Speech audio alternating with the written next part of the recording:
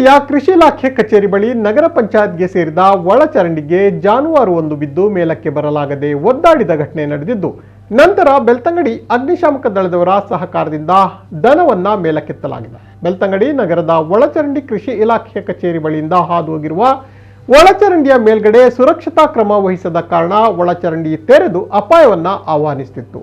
ಇಂದು ಬೆಳಿಗ್ಗೆ ಬೀಡಾಡಿ ದನವೊಂದು ಮೇಯುತ್ತಾ ಬಂದು ಒಳಚರಂಡಿಗೆ ಆಕಸ್ಮಿಕವಾಗಿ ಬಿದ್ದಿದೆ. ಬಳಿಕ ಮೇಲಕ್ಕೆ ಹತ್ತಲಾಗದೆ ಒದ್ದಾಡುತ್ತಿದ್ದ ದನವನ್ನ ಕಂಡ ಸ್ಥಳೀಯರು ಕೃಷಿ ಇಲಾಖೆಯವರ ಹಾಗೂ ನಗರ ಪಂಚಾಯತ್ನ ಗಮನಕ್ಕೆ ತಂದಿದ್ದಾರೆ.